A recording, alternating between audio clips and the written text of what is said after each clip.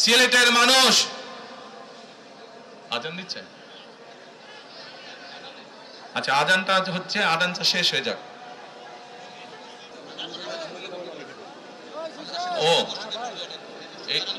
ও আচ্ছা, এই মসজিদের আজান। আচ্ছা, প্রিয় ভাই বোনেরা, এই দরগার মসজিদের আজান শুরু হলে আমরা কিছুক্ষণ বিরতি দিব আজানটা শেষ না পর্যন্ত।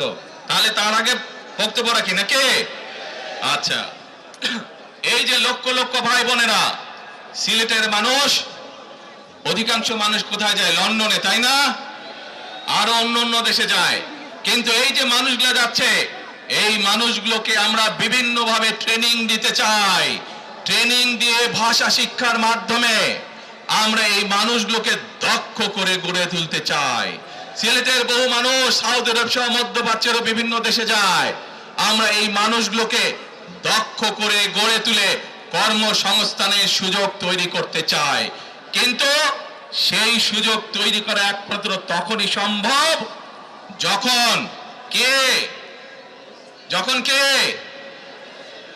আপনারা ধানের শীষকে জয়যুক্ত করতে পারবেন। কি পারবেন? যুব সমাজের কর্মসংস্থান তৈরি করতে চাই। আমার লক্ষ লক্ষ ভাই বোনেরা বেকার হয়ে বসে আছে, আমরা তাদেরকে বেকার রাখতে চাই না। আমরা তাদের জন্য কাজের সংস্থান সৃষ্টি করতে চাই, কারণ তারা যাতে স্বাবলম্বী হতে পারে। তাদেরকে বিভিন্ন বিষয়ে ট্রেনিং দিয়ে আমরা দক্ষ শ্রমিক হিসেবে গড়ে তুলতে চাই, সেটি দেশের ভেতরে দেশের বাইরে, যাতে করে তারা কর্মসংস্থানের ব্যবস্থা করতে পারে।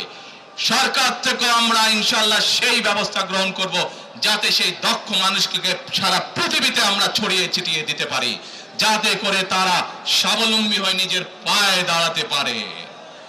প্রিয় ভাই বোনেরা, আমরা বহু মানুষের জীবনের ত্যাগের বিনিময়ে আজকে এই গণতন্ত্রকে আমরা প্রতিষ্ঠিত করার পথে এগিয়ে যাচ্ছি। কিন্তু আমরা বিগত কিছুদিন ধরে খেয়াল করে দেখছি, বাংলাদেশের কোন মহল, এই দেশের ভেতরে কোন মহল ষড়যন্ত্রের চেষ্টা করছে। গত কয়েকদিন ধরে আপনারা দেখেছেন, পত্র পত্রিকায় এসেছে, বিভিন্ন সোশ্যাল মিডিয়াতে এসেছে, মধ্যপ্রাচ্য সহ বিভিন্ন দেশে পোস্টাল ব্যালট যেগুলো পাঠানো আছে সেগুলোকে কিভাবে ডাকাতি করা হয়েছে। ঠিক যারা এই দেশ থেকে পালিয়ে গেছে তারা যেভাবে আপনাদের ভোট ডাকাতি করেছিল, ঠিক একইভাবে আবার সেই ষড়যন্ত্র শুরু হয়েছে। দেখেছেন আপনারা? দেখেছেন? প্রিয় ভাই বোনেরা, সেই ষড়যন্ত্রের বিরুদ্ধে সজাগ থাকতে হবে। বিদেশে বসে তারা ষড়যন্ত্র করছে, একইভাবে আপনাদের আবার যে ইলিয়াস আলী, দিদার, জুনায়েদ সহ হাজারো মানুষের প্রাণের বিনিময়ে যে অধিকার আমরা অর্জন করেছি, 24-এর গণ আন্দোলনের, জনগণের আন্দোলনে এই সিলেট শহরে 13 জন আমাদের জীবন দান করেছে, 13টি প্রাণ ঝরে গিয়েছে আমাদের।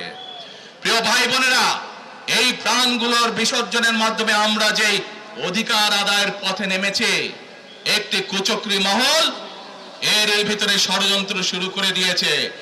দেশের ভেতরেও তাদের ষড়যন্ত্র থেমে নেই।